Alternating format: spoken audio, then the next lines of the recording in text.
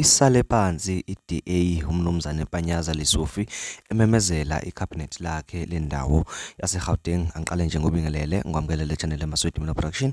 Igama lami mina ngumxolisi Mfana kaDlomo waphansi le enkandla ngokutholela. Uma ngabe ke uyaqala ukufika le channel, cela ukuthi ungenze iqiniso lokuthi usubscribe maqoqo bale video, ushaye like bese ke uyakhomenta kulolu daba lwanamhlanje. Udaba engizingalo ke njengamanje nganza kwethu luthi ke isale izintulini iDA ibanga izihlalo kanye neqembu le ANC ibaleka ibashiya phansi ihamba ke namanye amaqembu kuyiRise bese kuba ke iPA kanye neNkatha. Umnumzane Panyaza Lesufi ongupremier walendawo yaseGauteng ophinde kabe lilunga leANC uthi ke yena akezukuzwa ngeDA efzama ke ukumdonsa ngekhala. Uthi uma ukuthi ayifuna ukuvuma lokho akayinika khona kulungile abaphume bazoqhubeka ke namanye ke amaqembu njengoba ke sebemshiye phansi mamhelenzile basibehamba ke nawo lamaqembu engekubalela wona. Umbango ke ubungazo ihlalo zo MEC iqembu leANC lithi ke lizobanika ihlalo ezintathu, lizonikeza iDA ihlalo ezintathu zo MEC bese kuthi ke lezi ezinye zo8 kuzobe zali ANC izobeka isihlukanisa isinika ke lawa amanye ke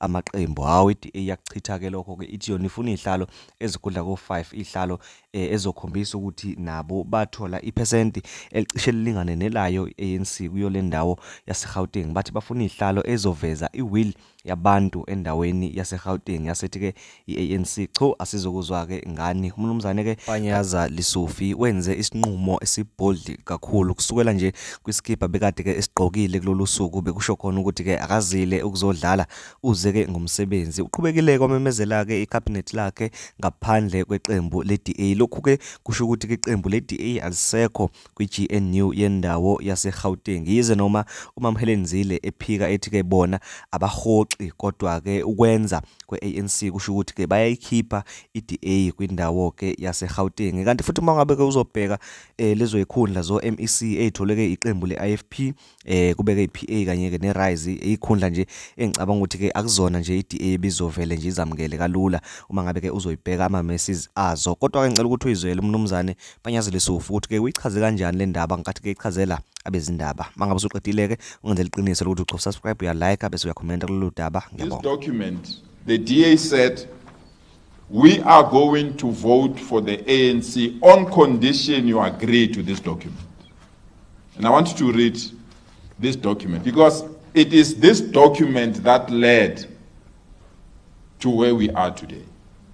And the document says, the composition of the Gauteng Executive Council, the premier will come from the ANC, and the allocation of MECs is as follows. 7 MECs will be allocated to the ANC and other parties, and 3 MECs will be allocated to the DA. The composition of the legislature, the speaker will come from the ANC, the deputy speaker will come from the DA, the chair of chairs will come from the DA, the deputy chair of chairs will come from the ANC. That the principle of allocation of chairperson is based on an oversight model, where when a party occupies an MEC position, the same party shall not occupy the chair of the portfolio. This is the document the DA gave us, saying they are requesting for 3 portfolio positions. And that's what our SG say. We've offered that. The snag is that we said we've started on this document. Let's continue. Because this is the document that led to the election of the premier, speaker, and deputy speaker. Let's go and elect the remaining votes. Then the DA came a day later, said they're withdrawing this document. They're withdrawing this document, and they want us to start afresh. So when they withdrew the document, we were already at an advanced stage of consulting with other political parties. And when they came back later, maybe I've heard the story that we gave them 1, we gave them 2, when they came back later, we indicated that your withdrawal meant that we need to engage other political parties. We engaged all other political parties. We really believe we can reconfigure this to be the way it is. And that's where the dispute came.